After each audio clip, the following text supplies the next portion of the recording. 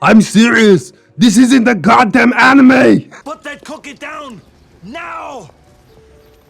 Hello friends and welcome back to ReddX, your source for the freshest daily Reddit content anywhere on the internet. Promise, swearsies, look it up, cause it's just a fact and it's totally science.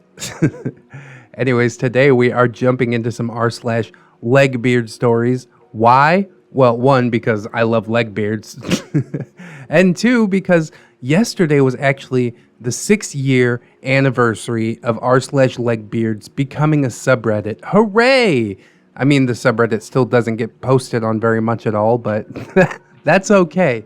I did some light digging today, and I uncovered the Job Corps guy. He was talking in his Fat Cat Girl video about Pikabitch and Milady Stash, and yeah, I found them. So we're gonna go through those. So with all that said, let's go ahead and jump right into these beefy, cringe-worthy Legbeard stories. Milady Stash, the Rule 63 neckbeard of the art room. For those not necessarily in the know, Rule 63 of the internet states that for every given female character, there is a male version of that character and vice versa. So she's not really a legbeard, right? She's just a gender-bent neckbeard. I guess we're getting into semantics here. Let's check out the story.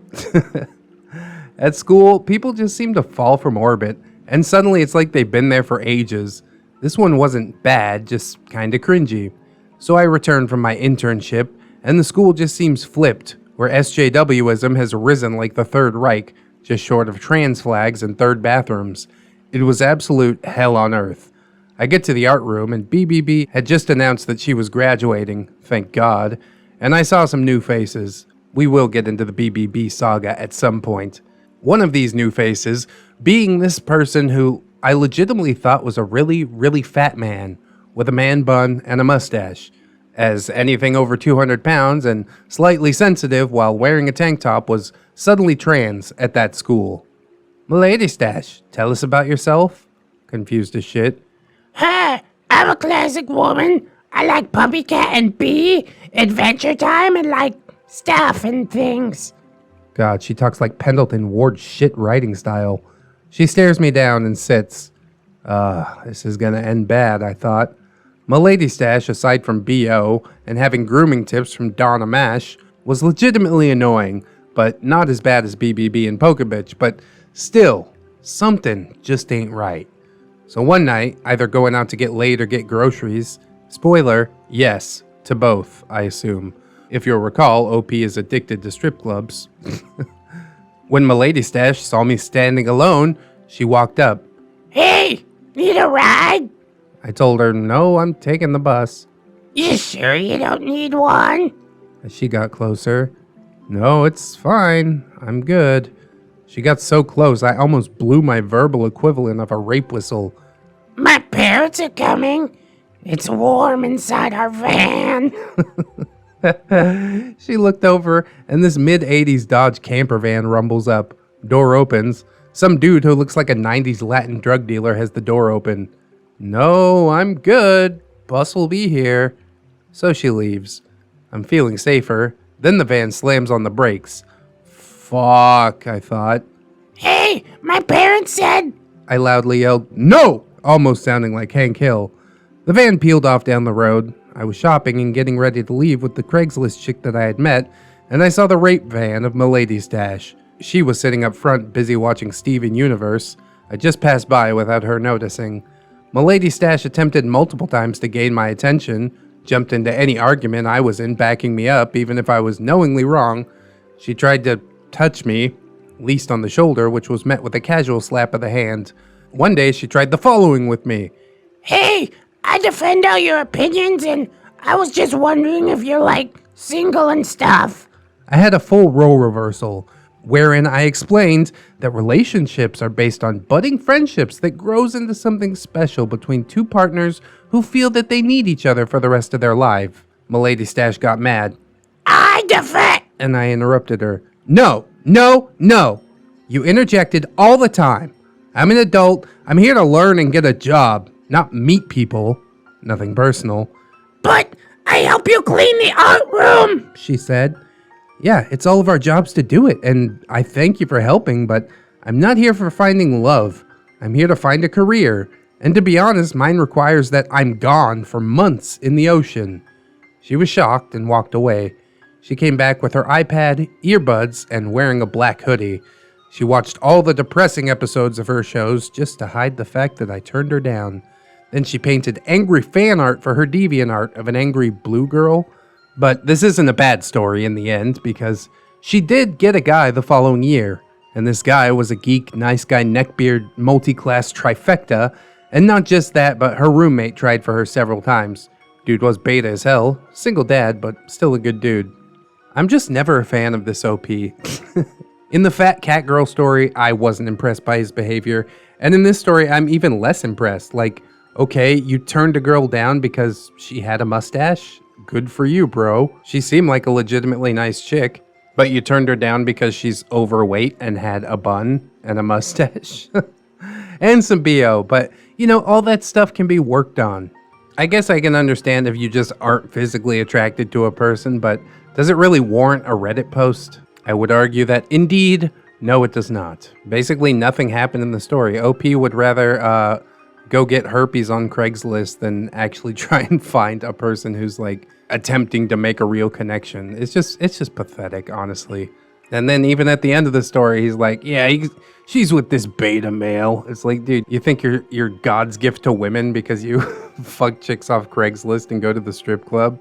And then he's like stalking this girl's DeviantArt just to be like, oh, I wonder how she's taken the fact that I rejected her. Like, such a douche, dude. You're a Job Corps guy, okay? You couldn't even find a real career without somebody holding your hands. Okay, but now I'm dropping firebombs. We still got a couple more of these stories to go, so I'm just gonna put a lid on it until we get to the end. I'm gonna struggle through despite the terrible writing style, and then I can really unleash my inner thoughts. Like I said, we are gonna do another one of his sagas. I don't know why I punish myself like this. I guess for your guys' enjoyment. But anyways, with all that said, let us reluctantly jump into the next story. Pikabitch, another tale from the art room of Job Corps. What's worse than plagiarism? Well, getting my peen touched by a gross furry who thought she was hotter than shit. This is my tale. In the art room, 1VT in, I made some fuse bead art to inspire people. I did Charmander and Charizard because my audience was 17 to 24-year-old geeks. We had one art tech there who was this large fat girl who thought she was the sexiest thing to walk the earth. Anyways, one day she comes in her cringy Pikachu sweater, which looked like she stepped inside of it and stretched the poor animal to death. We'll call her Pikabitch. Some kids were admiring my work when she said, Yeah, I made those. I looked over. What? She then claimed that she did all the bead art in the room, and it was on a lend-lease kind of deal. That she was a commission artist. All she did was trace out soft hentai, she had some sewing skills, and that was it. Other art techs, including another Legbeard, story for later, had the same reaction. So Pikabitch was stealing my credit. I decided to pull my work, but she gave it out to her other fat girlfriends. They destroyed my art. Pikabitch knew that I made these, so she walked up and touched my shoulder. Don't touch me, I said. She did this coy pose. It's okay. Other girls won't get this close anyways. Then I go into fucking cop mode. Do not touch me! Final warning! She makes the same pose, but more childish. I'm serious! This isn't a goddamn anime! Put that cookie down! Now!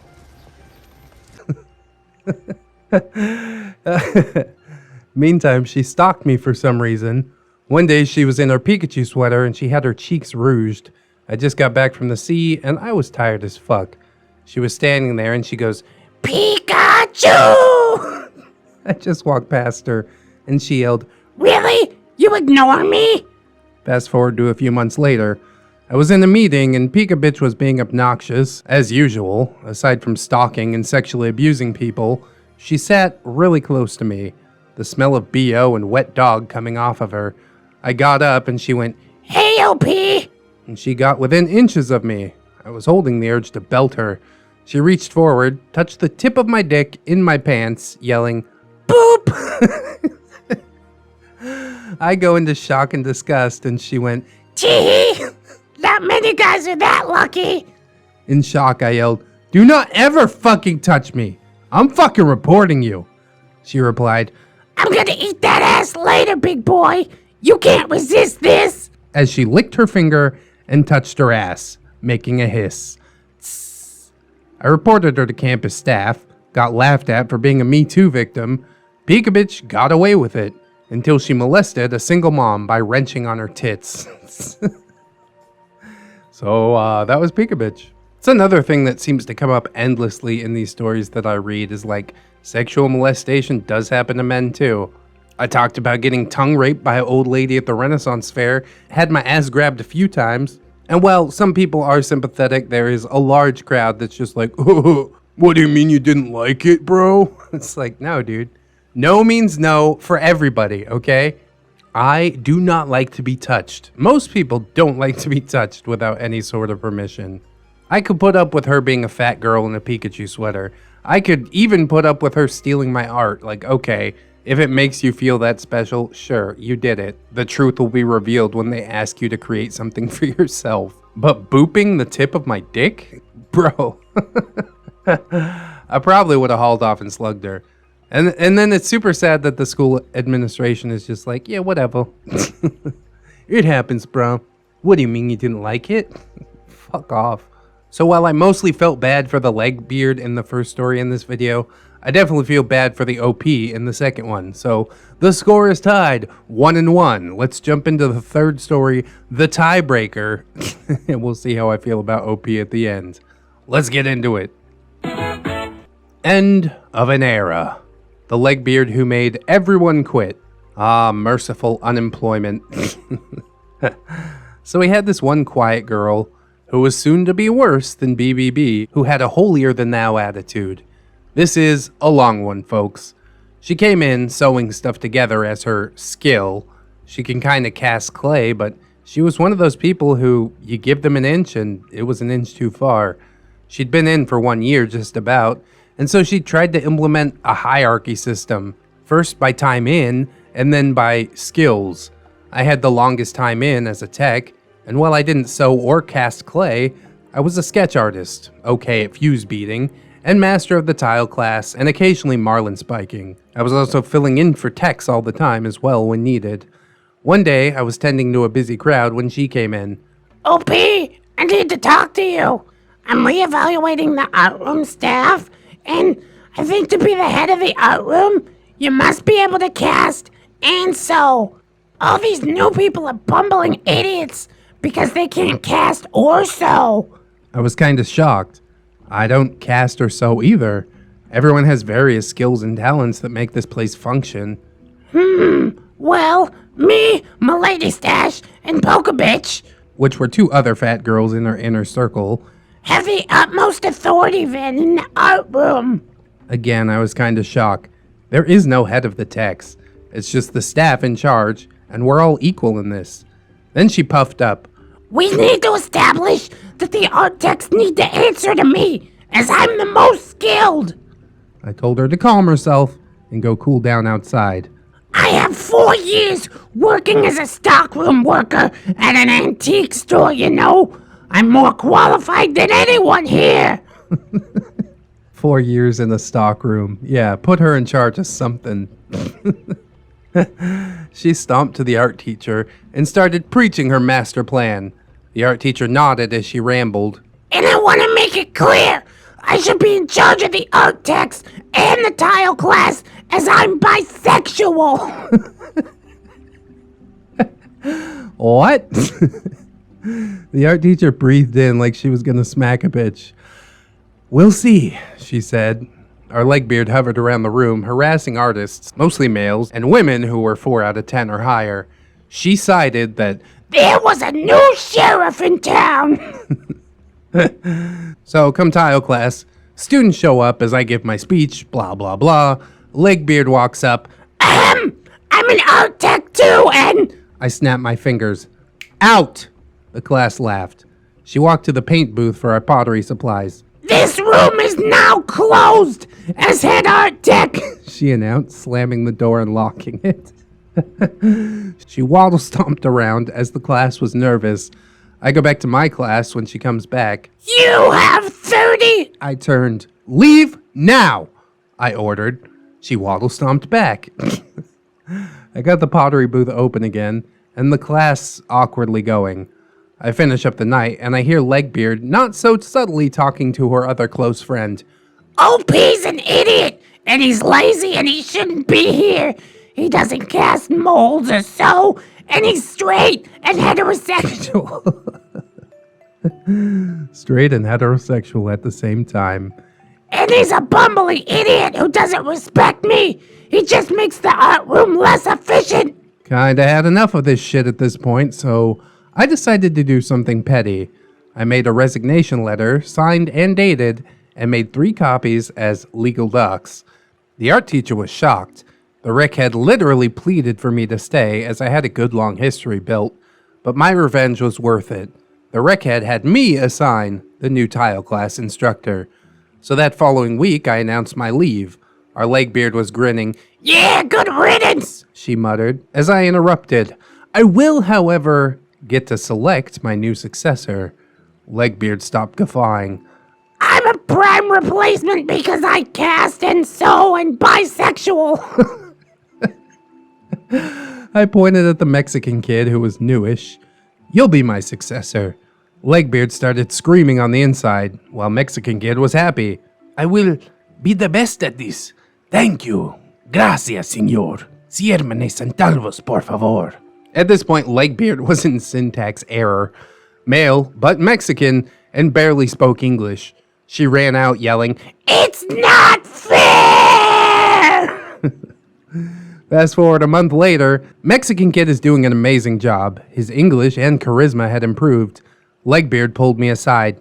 You're banned now! I hate you! And you're not allowed in the wreck! I laughed as she ranted and raved. Turns out that 3/4 of the depot had left behind me. Only she and 2 other techs were left. She had a freak out a day that she was in there.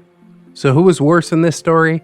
Absolutely the Legbeard. OP has the advantage of being the one to tell the story, of course. I doubt that the Legbeard was walking around spouting that she was bisexual as one of her positive attributes. But it does make the story quite a bit funnier. It's kind of sad when people want so badly to be in charge of something that at the end of the day doesn't really matter at all. You're basically just an assistant to the actual teacher, right? Am I understanding this correctly?